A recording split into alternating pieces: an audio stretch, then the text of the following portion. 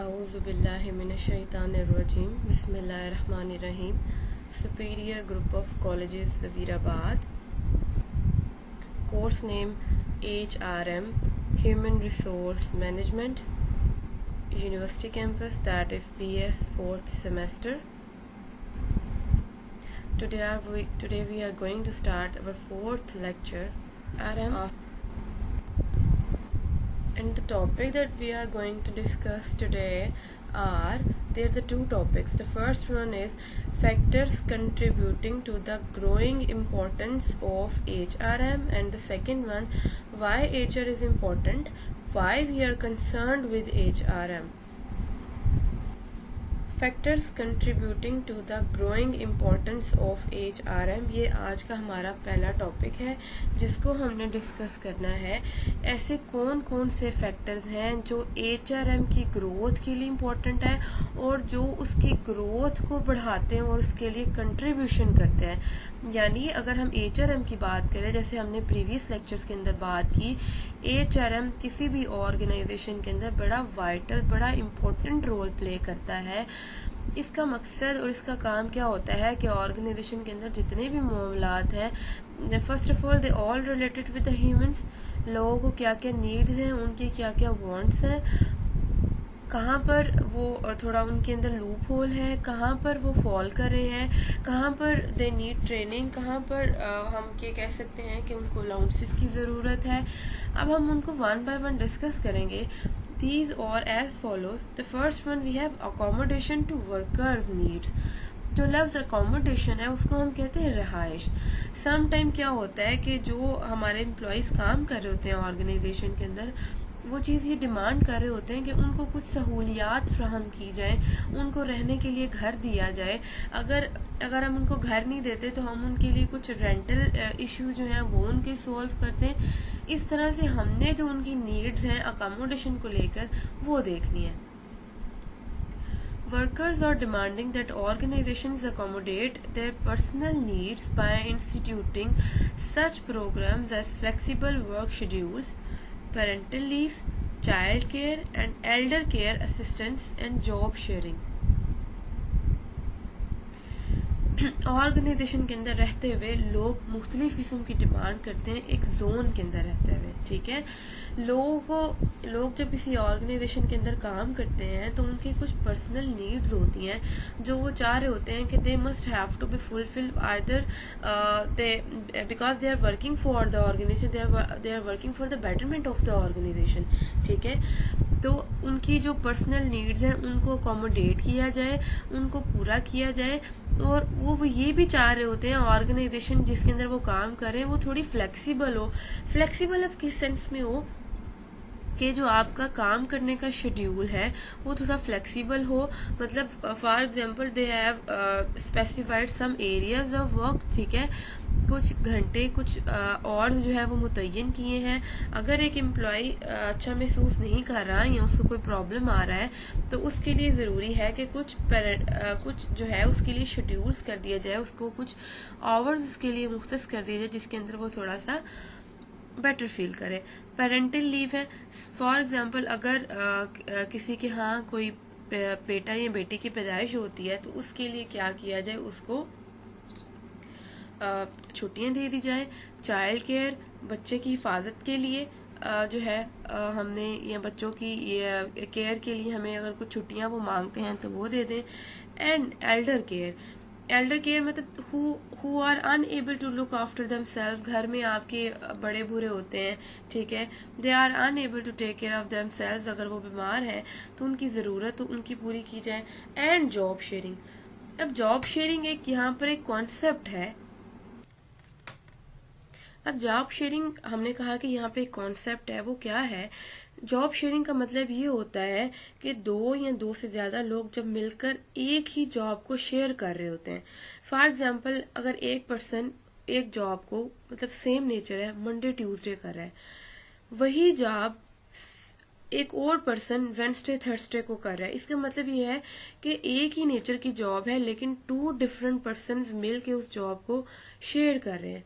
अब ये किस वक्त होता है? जब आपको लगता है कि आपका एक एम्प्लॉई जो बड़ा ऑर्गेनाइजेशन के लिए अच्छा है वो बड़ी अपनी जॉब को परफॉर्म कर रहा है, लेकिन उसके ऊपर काम का लोड बहुत ज़्यादा है and he wants to quit, वो जॉब छोड़ना चाहता है। इस सूरत हाल में क्या होता है कि उसके लिए कुछ असिस्टेंट्स, कुछ लोग रख दिए जाते हैं कि if you do not want to work alone, तो उसके साथ कुछ लोग हों जो मिलकर उस काम को पूरा कर दें। The Human Resource Department plays a central role in establishing and implementing policies designed to reduce the friction between organization demands and family responsibilities.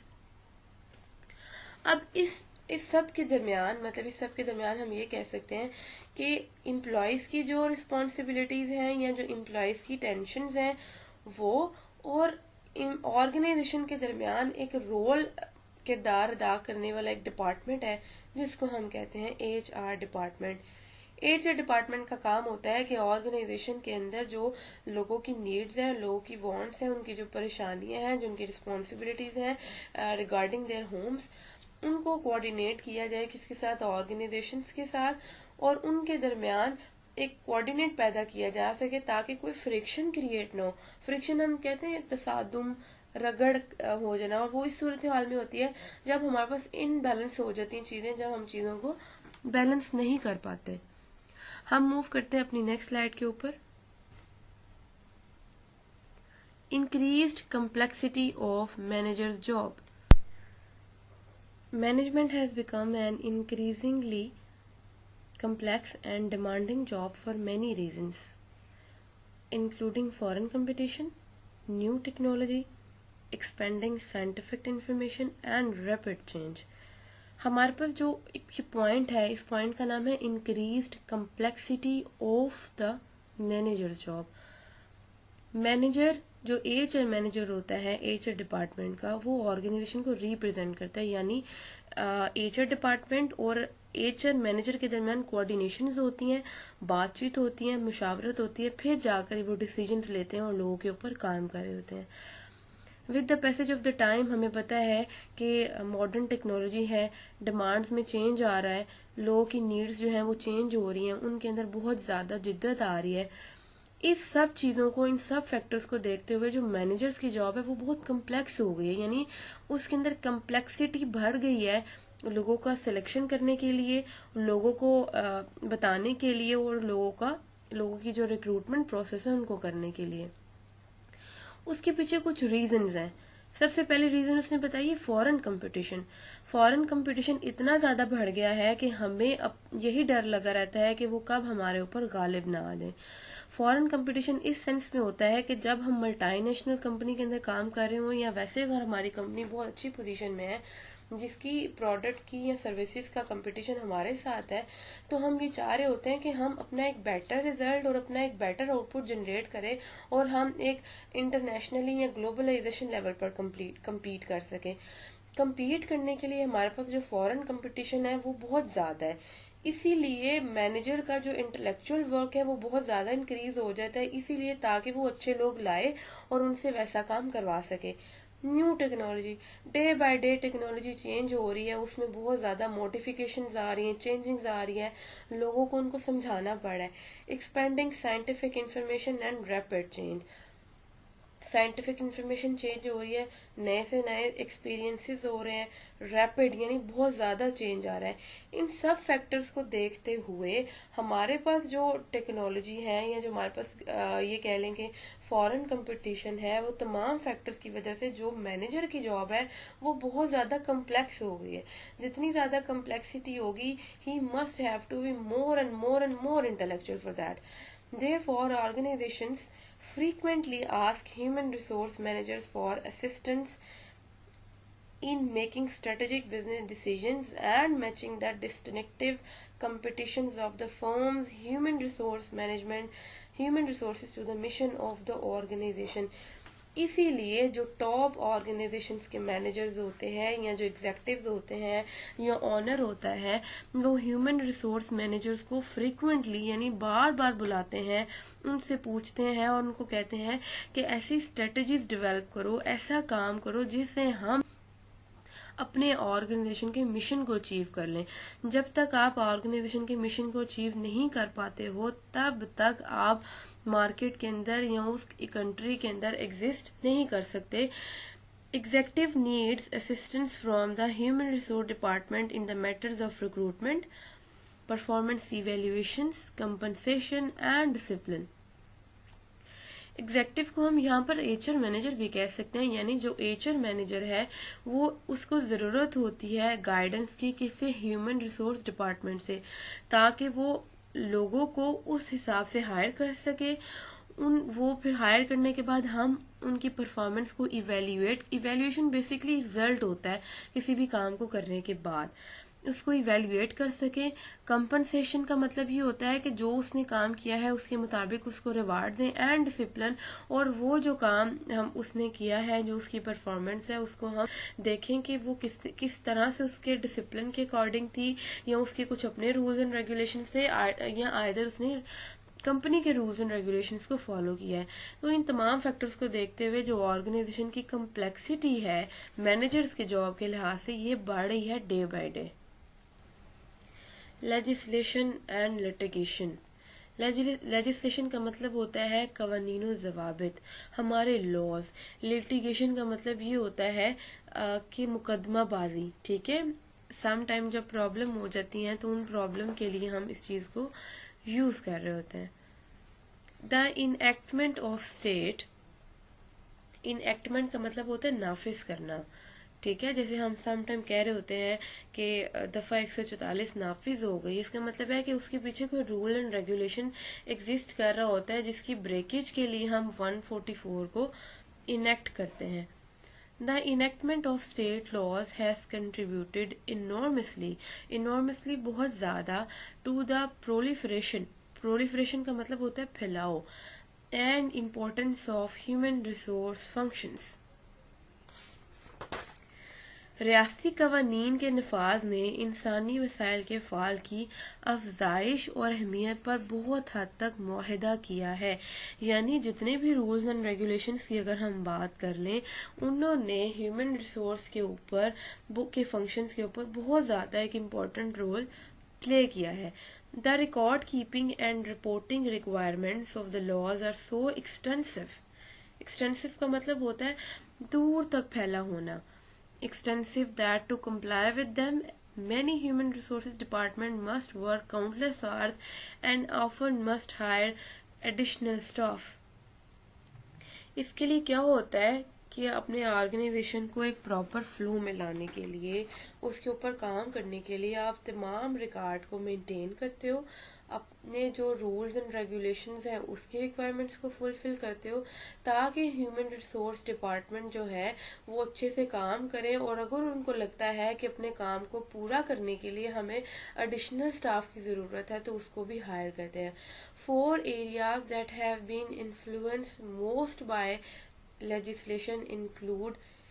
अच्छा, अगर यहाँ पे हम क्वेश्चन उठाते हैं कि लेजिस्लेशन लिटिगेशन का एचआरएम के अंदर क्या इंपॉर्टेंट रोल है, तो इसका बहुत इंपॉर्टेंट रोल है, क्योंकि जब हमें पता है कि हमारी ऑर्गेनाइजेशन के अंदर ये रूल्स, ये रेगुलेशंस एग्जिस्ट कर रहे हैं, तो तमाम एम्प्लॉयज को पता होगा that these are our boundaries and we have to be in that boundary, ठीक है। सबसे पहला 4 उसने कहा है कि इसके मोस्ट इम्पॉर्टेंट फंक्शन क्या है, वो इंक्लूड है। सबसे पहला है इक्वल एम्प्लॉयमेंट। हर पर्सन जो अकॉर्डिंग टू द एक्सपीरियंस है उसको उसके हिसाब से एम्प्लॉयमेंट मिलती है, उसके अंदर कोई भी डिस्क्रिमिनेशन क्रिएट नहीं होता। कंपनसेशन, लोगों को कंपनसेशन उनके हिसाब से मिलती है, उनके अंदर कोई भी अनफेयर चीज़ नहीं होती। सेफ्टी, लोगों की सेफ्टी का ख्याल रखा जाता है। एंड लेबर रिलेशंस, ठीक है। फॉर एग्जाम्पल अगर कोई डिस्प्यूट हो जाता है, लेबर्स में लड़ाई हो जाती है, तो उसको सॉल्व किया जाता है, उसके लिए रूल्स एंड रेगुलेशंस होते हैं जिनको फुलफिल किया जाता है। कंसिस्टेंसी का क्या मतलब है? कंसिस्टेंसी का मतलब ये होता है रवाबित कायम करना, यानी एक रब्त होना चाहिए जिसके अंदर हम ये नहीं कह सकते कि अगर एक पॉलिसी एक दिन थी, next day the policy has been change and third day the policy has been change too, ठीक है। Policies, rules and regulations and the flow should be remain constant to for the smooth functions of the organisation. Human resource policies help to maintain consistency and equity within an organization. Human resource management की consistency ये इस चीज़ का सबूत देती है ताकि हम organisation के अंदर एक असूल ये कह लें कि आप डिफरेंट चीज़ों को एक फ़्लो के अंदर लेके आते हो जो ऑर्गेनाइजेशन के लिए बड़ी सूटेबल होती है. Consistency is particularly important in compensation and promotion decision. अब यहाँ पर क्वेश्चन ये राइज होता है that why in compensation, why in promotion decisions consistency is more important. इसकी वजह है, देखिए कंपनसेशन हम क्यों देते हैं एम्प्लॉय को, क्योंकि हमें पता है कि हमने रिवार्ड इसीलिए देना होता है, हम परफॉर्मेंस को जज करते हैं. फॉर एग्जांपल अब 1 मंथ के बाद उसको परफॉर्मेंस की बेस पे रिवार्ड देते हो, आफ्टर 2 मंथ्स नहीं देते, तो एम्प्लॉय इस एम्बिग्युइटी में शिकार हो जाएगा कि क्यों मेरा रिवार्ड नहीं मिला. इससे क्या हो सकता है कि उसकी जो परफॉर्मेंस है वो कम हो सकती है, ठीक है, क्योंकि उसको उसका मोटिवेशन फैक्टर नहीं मिल रहा. प्रमोशन पॉलिसीज 1 ईयर की अगर बनाई है, नेक्स्ट ईयर की नहीं बनाई, तो इसका मतलब ये है कि वो एम्प्लॉय की परफॉर्मेंस को डिससेटिस्फाई कर सकता है, यानी उसको उसके ऊपर बुरा इफेक्ट डाल सकता है. when manager make compensation decisions without consulting the human resource department, the salary structure tends to become very uneven and unfair promotion decision also may be handled unfairly. जब मैनेजर ह्यूमन रिसोर्स डिपार्टमेंट के साथ coordinate नहीं करते तो क्या होता है कि जो सैलरी स्ट्रक्चर है वो उसके अंदर एक ये कह लें कि वो गैर हमवार हो जाता है, वो स्ट्रेट नहीं रहता, जिसकी वजह से लोग जो है वो आपकी ऑर्गेनाइजेशन को क्विट करने पर मजबूर हो जाते हैं और उनके साथ अनफेयरनेस होती है. When HR department does not coordinate the decision of individual manager, इसकी वजह तभी होती है जब एचआर डिपार्टमेंट एचआर मैनेजर के साथ कोऑर्डिनेट नहीं करता, लोगों की परफॉर्मेंस के बारे में ठीक से नहीं पता चलता, उनके ऊपर वर्किंग नहीं होती. अल्टीमेटली हमें क्या होता है, हमें लॉस उठाना पड़ता है. The second one we have expertise. Expertise का मतलब ये होता है नो हाउ होना, स्किल होना, नॉलेज होना, कैपेबिलिटी होना. ये तमाम चीज़ें अक्कासी करती हैं किसी भी इंसान के पर्सोनल्स को, उसकी एक्टिविटीज़ को, कि how a person can have some such knowledge, skills, capabilities, या उसको कितना नाउ हाउ है. नाउअडेज अगर हम आज के दौर की बात करते हैं, there exist sophisticated personal activities that require special expertise. आज के दौर की अगर हम बात करें तो हमें मार्केट के अंदर वो तमाम लोग रिक्वायर्ड होते हैं जो बहुत ज़्यादा अच्छी स्किल्स रखते हैं, अच्छा नॉलेज रख ले होते हैं, यानी उनकी पर्सनल एक्टिविटीज़, यानी वो उनका जो बैकग्राउंड होता है, एकेडमिक बैकग्राउंड की बात कर लें या उनका नॉलेज एक्सपीरियंस, वो बहुत मैटर करता है. For example, researcher have developed complex procedure for making employ selection decisions. जिस तरह आज के दौर के अंदर हमें एक्टिविटीज़ बहुत ज़्यादा रिक्वायर है किसी भी इंसान को लेके, उसी तरह हमें एम्प्लॉयज़ की सिलेक्शन के लिए डिफरेंट प्रोसीजर्स देखते हैं ताकि हम उन डिफरेंट प्रोसीजर्स के अंदर से एम्प्लॉय को गुजारें और ताकि गुजारने के बाद हम एम्प्लॉय के नॉलेज को चेकआउट कर सकें. कम्प्लेक्सिटी इसीलिए इंक्रीज़ का हो जाती है क्योंकि हमें विद द मॉडर्न एरा जो डिमांड्स होती हैं हमने उनको फुलफिल करना होता है. Statistical formula that combine interviews, ठीक है, ऐसे फार्मूलाज एप्लीकेबल होते हैं जिनसे हम इंटरव्यूज़ को कंबाइन करते हैं क्योंकि हमारे पास a lot of number of candidates होते हैं, ठीक है, तो उन कैंडिडेट्स की सिलेक्शन होती है उनके मेरिट के बेस के ऊपर.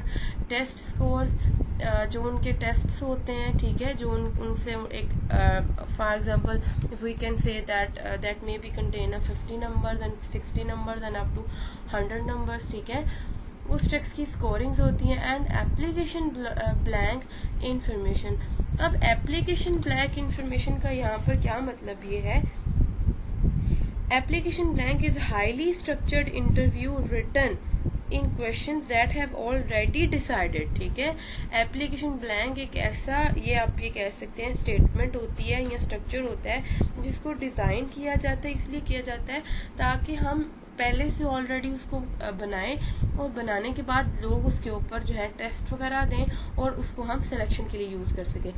Information have replaced the subjective interviews traditionally used in making selection decisions, और इस तरह से इन एप्लीकेशन ब्लैंक्स को यूज़ किया जाता है और उसको हमने रिप्लेस किया है सब्जेक्टिव इंटरव्यूज़ के साथ, यानी जो बहुत ज़्यादा डिटेल्स के साथ होते थे जिसके अंदर सब्जेक्टिव इन्वॉल्व होता था, ट्रेडिशनली वो लिए जाते थे, लेकिन अब एप्लीकेशन ब्लैंक्स हैं उनको यूज़ किया जाता है।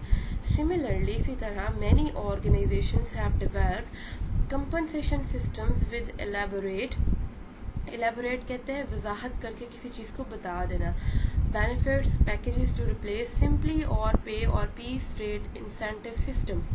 इस तरह से क्या होता है कि मुख्तलिफ ऑर्गेनाइजेशंस लोगों को अपनी तरफ अट्रैक्ट करने के लिए और राइट पीस ऑफ मेंबर्स या राइट पीस ऑफ एम्प्लॉयज़ को पिक करने के लिए हम उनको डिफरेंट पैकेजेस बताते हैं और उनको हम ये भी बता रहे होते हैं कि हमारा इंसेंटिव सिस्टम ये है, हमारे पैकेजेस इस तरह से हैं और हमारी पर आवर सैलरी ये है, पर मंथ सैलरी ये है।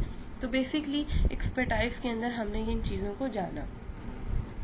कॉस्ट ऑफ ह्यूमन रिसोर्स का मतलब ये है कि ह्यूमन रिसोर्स डिपार्टमेंट इन तमाम लोगों के लिए एक अच्छी खासी अमाउंट की इन्वेस्टमेंट करता है। इन्वेस्टमेंट इसलिए कर रहा होता है क्योंकि उसको उससे पे बैक चाहिए होता है, यानी वो उनको अपने लिए लेता है, इस वजह से उसकी एक हाई कास्ट एम्प्लॉयज़ के ऊपर लग जाती है। Human resource activities have become increasingly important because of the high cost of personal problem.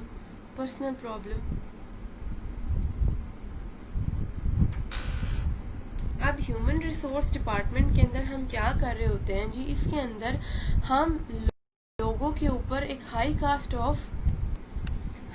Of capital invest कर रहे होते हैं। क्यों? इसके लिए देखते हैं कि इसकी रीज़न क्या है। फॉर एग्जांपल हम ऑर्गेनाइजेशन के अंदर कुछ नए एम्प्लॉयज़ को हायर करते हैं और उन जो नए एम्प्लॉयज़ के अंदर से कुछ एम्प्लॉयज़ ऐसे होते हैं जो हमारी वर्किंग कंडीशंस को, जो हमारे काम का जो एक वो एक्सपीरियंस होता है या जिस तरह से काम को करना होता है वो उसको नहीं जान पाते। उसको उन चीज़ को बताने के लिए हम उनके लिए ट्रेनिंग सेशंस करते हैं।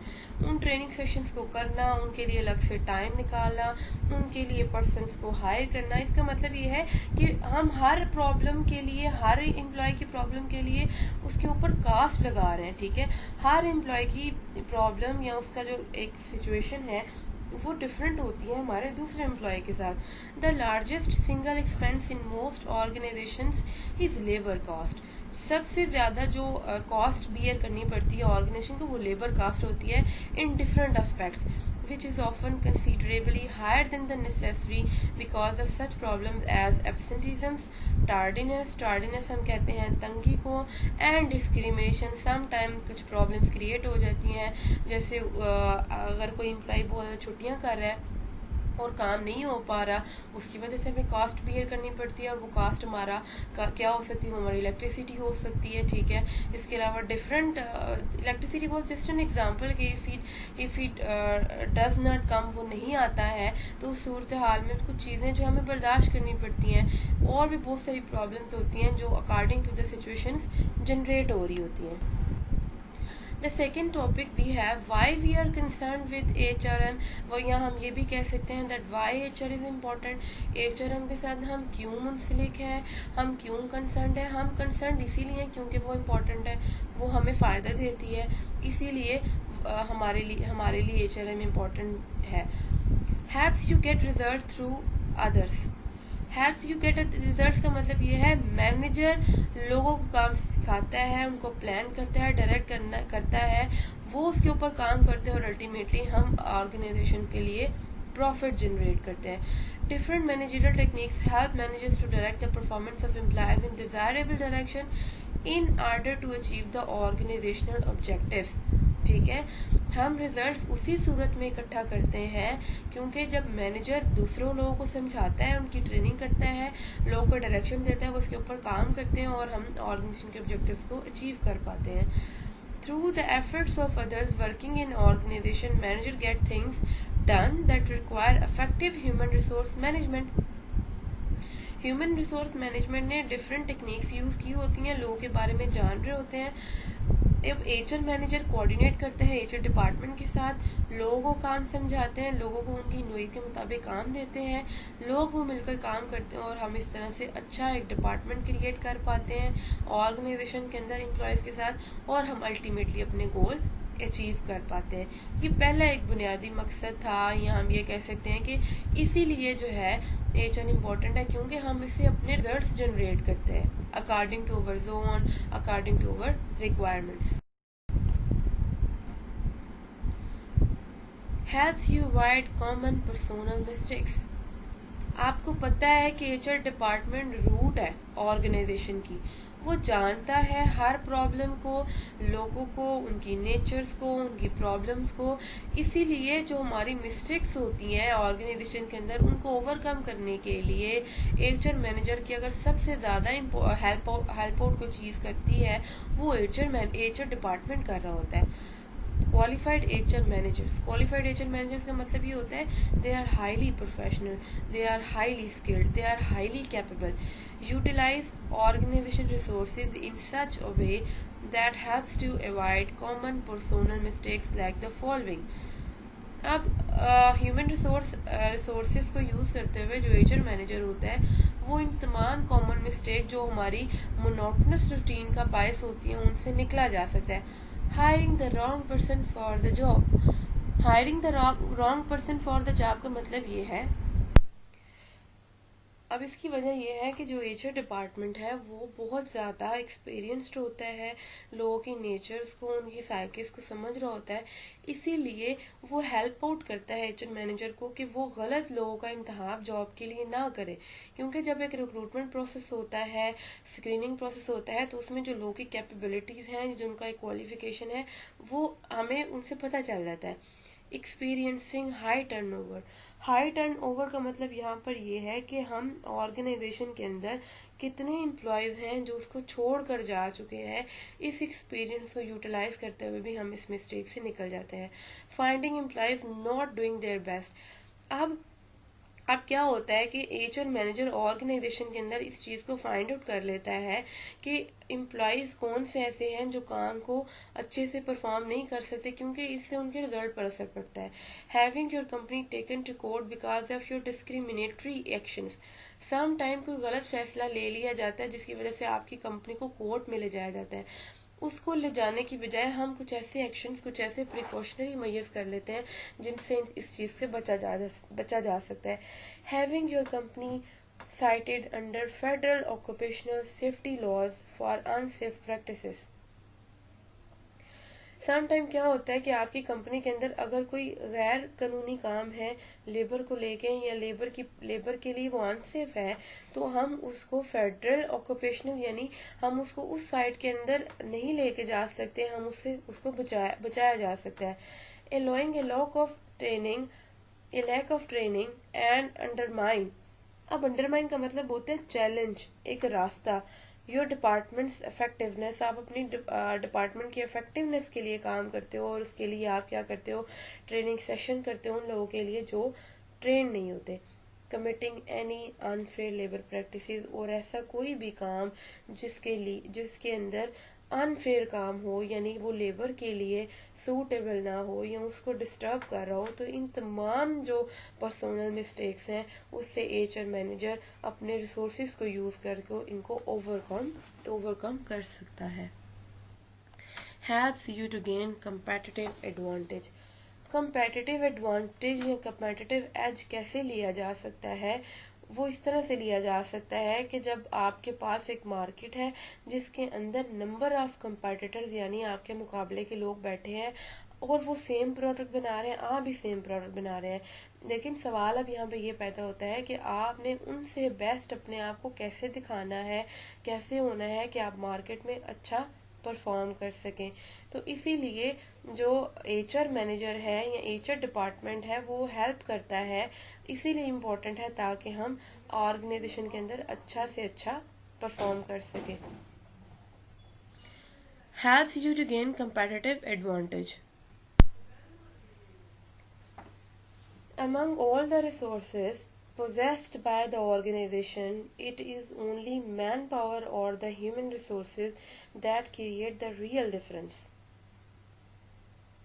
अब रियल डिफरेंस का क्या मतलब है कि आपकी प्रोडक्ट, आपकी सर्विस आपके कंपटीटर की प्रोडक्ट और सर्विस से कैसे डिफरेंट है.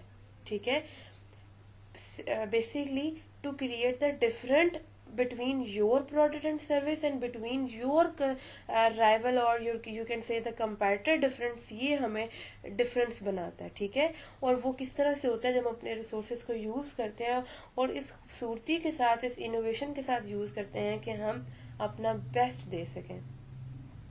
because all organizations have the same technology, they can possess same same time of financial resources, same art, same sort of raw material can be used to produce the goods and services, but the organizational source that can really create the difference is workforce of the organization. देखिए ये वही बात है जो मैंने ऊपर discuss किया है.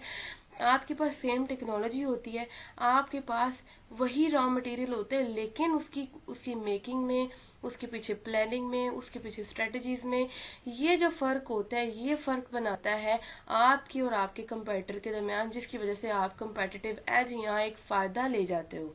ठीक है, फॉर एग्जाम्पल हम कहते हैं कि iPhone is the best company. इसका मतलब ये है कि आईफोन कंपनी ने एक अपना एक स्टैंडर्ड जो है वो उसको बना लिया है, और इसका मतलब ये है कि जितने कंपेटिटर्स हैं उनके दरमियान अगर हम बात करें तो iPhone is the best company because of the selling point. उसकी सेल्स बहुत ज्यादा होती है. Therefore, they are the main sources of innovation, creativity in the organizations that can be used as a competitive advantage. कहते हैं कि आप invention होती हैं, उन इन्वेंशंस के अंदर इनोवेशंस करना, अपने रिसोर्सेज को यूटिलाइज करना, अपनी स्किल्स को यूज करना, इस वजह से आप अपना जो है वो एक कंपेटिटिव एज ले जाते हो.